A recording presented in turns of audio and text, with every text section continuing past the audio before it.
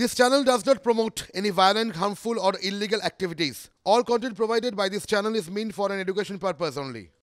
শুরু করছে news top 9 TV9 বাংলায়। লিমা রয়েছে আপনাদের সঙ্গে। এই মুহূর্তে দাঁড়িয়ে বড় খবরে নজর রাখবো। এই মুহূর্তে দুটো বড় খবর এবং সেই খবরের আপডেট, একদম ডিটেল আপডেট তুলে ধরবো আপনাদের সামনে। পিসিআর কে বলবো সেই খবর বিগ ওয়ালে প্লে করতে এক এক করে সেই খবর তুলে ধরবো আপনাদের সামনে। কোন দুটো খবর এই মুহূর্তে নজর রাখছি আমরা? আক্রান্ত ইডি অফিসারদের দেখতে গিয়ে মুখ খুললেন বিচারপতি গঙ্গোপাধ্যায়। পুলিশকে নিষ্ক্রিয় করে রাখা হয়েছে, বিস্ফোরক বক্তব্য বিচারপতি গাঙ্গুলির। পুলিশকে কাজ করতে দিলে দুর্বৃত্তদের দমন করা যাবে। আর কি বললেন তার ডিটেল যেমন তুলে ধরবো, তার পাশাপাশি নজর রাখবো সেকেন্ড ব্রেকিং নিউজের দিকে। একটু বাদিকে লক্ষ্য করি, তাহলেই বোঝা যাবে কোন খবর রয়েছে। যেটা জানা যাচ্ছে, সরবেরিয়া হামলার পর ইডির হাতে যে ল্যাপটপ ছিল, বেশ কিছু নথি ছিল, সমস্তটা উধাও। খোয়া যাওয়া ইডির ল্যাপটপে বেশ কিছু গুরুত্বপূর্ণ নথি ছিল, দুটি মোবাইলও ছিল, সেটাও খোয়া গিয়েছে। কোথায় গেছে, কে নিয়েছে, কি গুরুত্বপূর্ণ নথি ছিল, অবশ্যই আমাদের নজর থাকবে, তার আপডেট আপনাদেরকে দেব। তবে শুরুতেই যে খবর দেব, হাসপাতালে ইডি অফিসারদের দেখতে গিয়ে ফের মুখ খুললেন বিচারপতি অভিজিৎ গঙ্গোপাধ্যায়। শাহজাহান এতই সাহসী, বাড়িতে থাকতে পারেনি, ইডির ভয় পালিয়ে গিয়েছে, মন্তব্য বিচারপতি অভিজিৎ গঙ্গোপাধ্যায়। আগে শুনবো তিনি কি বলেছেন। এখন যেটা দেখা যাচ্ছে যে বিভিন্ন তদন্তে যাতে অগ্রগতি না হয় তার জন্যে বহু মামলা রাজ্য সরকার সুপ্রিম কোর্টে ফাইল করেছে। বহু মামলা, কথায় কথায় সুপ্রিম কোর্টে মামলা ফাইল করা হয়, সে অধিকার রাজ্য সরকারের আছে, যে কোনো লোকেরই আছে। কিন্তু প্রশ্নটা হচ্ছে, যদি কেউ মনে করেন যে কোনো দুর্নীতি হয়নি, তাহলে তার উচিত তো তদন্তে সহযোগিতা করা, আদালতে না গিয়ে, যাতে দুর্নীতিটা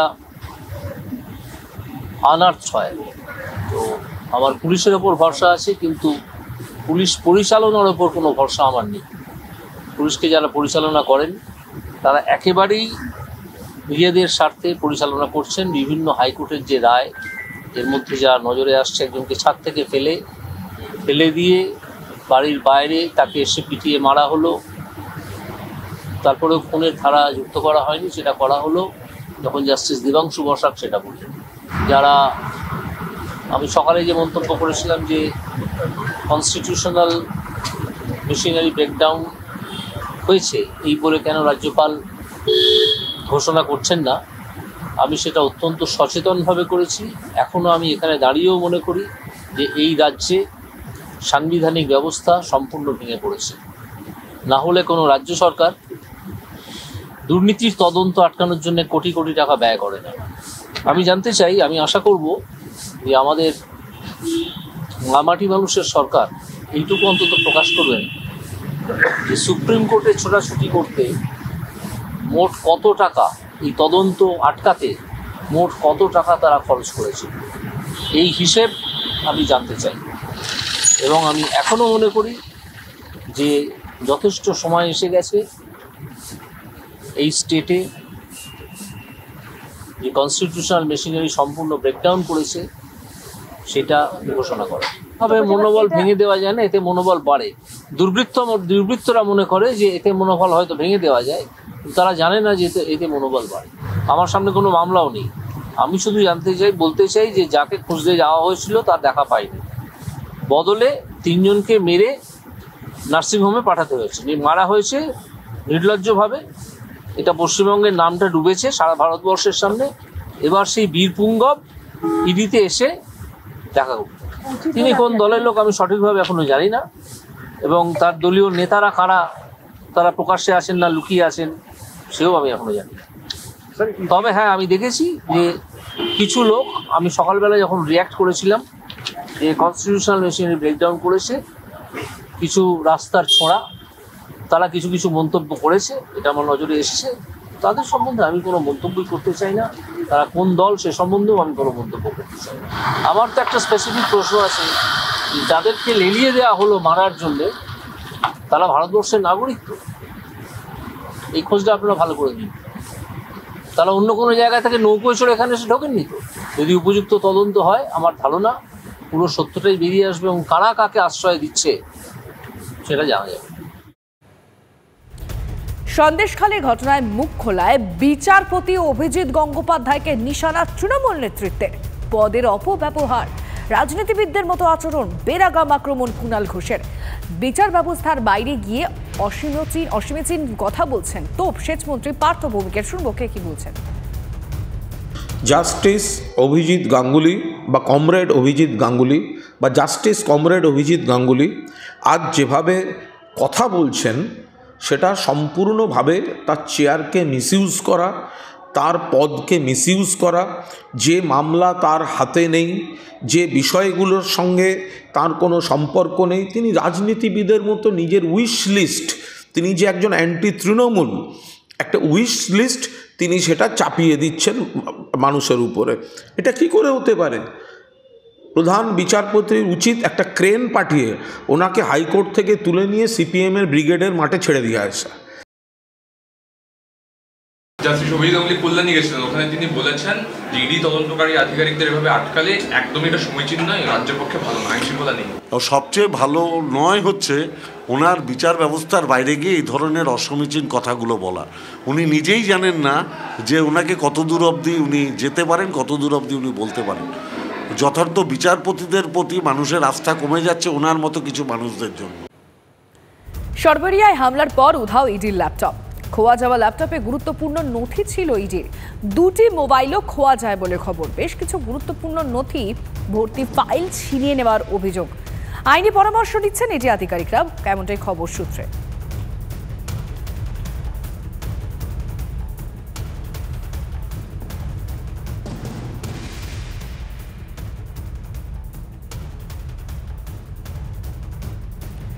কোর্টের নির্দেশে রেশন দুর্নীতির তদন্ত করতে গিয়েছিল ইডি।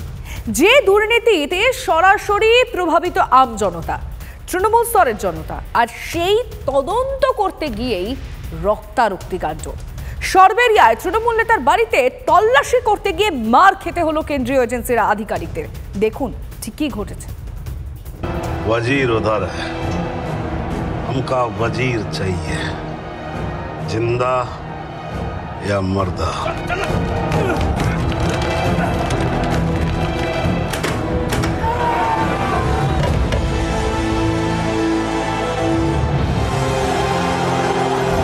সিনেমার দৃশ্যই এবার বাস্তবে।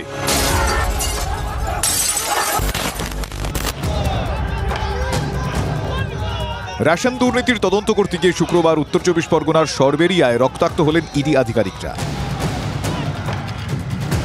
রক্ষা পেলেন না সিআরপিএফ জওয়ানরাও। উন্মত্ত জনতার মাঝে পড়ে তাদের দিশাহারা অবস্থা।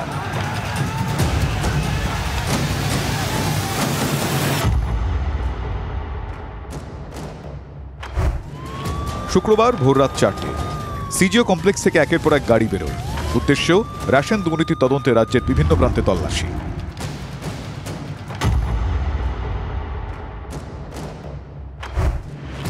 ইডির একটি দল পৌঁছয় সন্দেশখালীর সরবেরিয়ায়। এলাকার দৌড়দণ্ড প্রতাপ তৃণমূল নেতা শাহজাহান শেখের বাড়িতে। জানা গিয়েছে শাহজাহান শেখের বাড়িতে তালা ঝুলছিল। ঘণ্টাখানেক অপেক্ষার পর তালা ভাঙতে যান তদন্তকারীরা। তখনই মুহূর্তের মধ্যে নেতার বাড়ির চারপাশে জনতার ভিড়।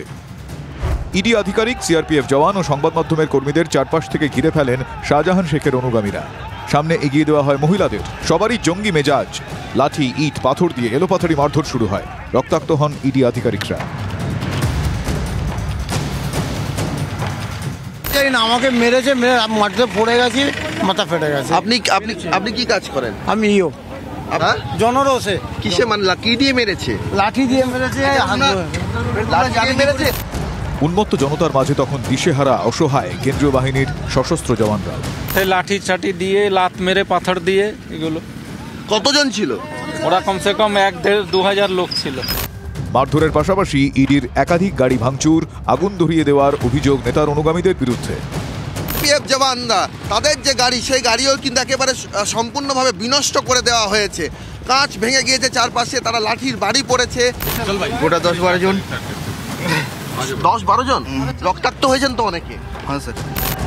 মারমুখী জনতাকে দেখে পিছু হটতে হয় ইডি আধিকারিক এবং তাদের নিরাপত্তার দায়িত্বে থাকা জওয়ানদের। গ্রাম থেকে কোনো মতে বেরিয়ে যে যেদিকে পারেন পালিয়ে যান তারা। এই অবস্থাতে দুজন ইডি আধিকারিক রাজকুমার রাম এবং সোমনাথ দত্ত তারা ওই মবের মাঝখানে পড়ে যান এবং তারা রক্তাক্ত হন। তাদের মাথায় আঘাত লাগে, একজনের মাথায় 7টা স্টিচ হয়েছে, একজনের মাথায় 4টে স্টিচ হয়েছে। প্রাণ বাঁচাতে অটোরিকশা, বাইক, টোটো চালকদের অনুনয় বিনয় করতে দেখা যায় তাদের। ভয় অনেকেই সাহায্য করতে চাননি। শেষ পর্যন্ত কেউ কেউ আক্রান্ত ইডি আধিকারিক জওয়ানদের নিজেদের গাড়িতে তুলে নিয়ে গ্রামের বাইরে নিরাপদ জায়গায় নিয়ে যান। আতঙ্ক এতখানি ইডির অফিসারেরা যে তারা গ্রামবাসীদের যে অটো আছে সেই অটোয় চড়ে তারা এখন তাদের যে গন্তব্যস্থল কাছাকাছি হসপিটালে যেতে চাইছেন না, তারা একেবারে সরাসরি তারা বলছেন তারা বেরিয়ে যেতে চাইছেন।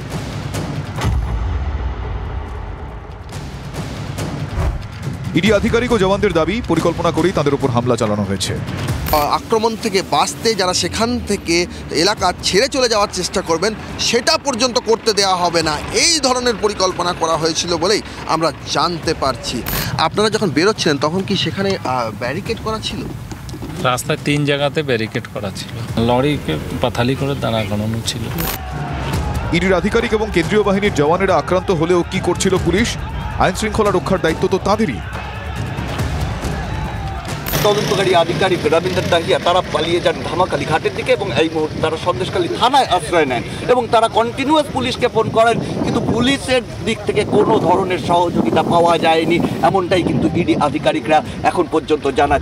নিয়োগ থেকে রেশন, গত কয়েক মাসে দুর্নীতির তদন্তে রাজ্যের বিভিন্ন এলাকায় অভিযান চালিয়েছে কেন্দ্রীয় এজেন্সি, কিন্তু সরবেরিয়ার ঘটনায় স্তম্ভিত কেন্দ্রীয় এজেন্সির আধিকারিকরা। মারপিট হয়েছে, ইট মারছে, সবকিছু এরকম প্রবলেম হয়েছে সবার সাথে। কোথা থেকে শুরু হলো পুরো ঘটনা? ওখানে ওর বাড়ির কাছে থেকে স্টার্ট হয়েছে। ওটা ইট মারলো, সবাইকে মেরে দিচ্ছে, ইডি অফিসারকে মেরে দিচ্ছে। না এরকম কোনোদিন দেখিনি, এরকম প্রথমবার হয়েছে এটা।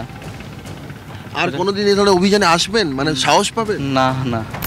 যার বাড়িতে অভিযান করতে গিয়ে রক্তাক্ত ইডি সেই শাহজাহান শেখের অনুগামীদের বিরুদ্ধে হামলার অভিযোগ, যদিও তাদের দাবি বিনা নোটিশে আসবেন কেন? উনি যদি নোটিশ দিয়ে ওরা আসতে হয় নোটিশ দিয়ে আসুক, তারই পথে আমরা সামিল হয়েছি, আজকে সবাই মিলে আমরা একই সাথে লড়বো। যে শেখ শাহজাহান মানুষের জন্য করে, গরিব দুঃখী খেটে খাওয়া মানুষের জন্য করে, তার বাড়ি ইডি সিবিআই ঘেরাও করলো।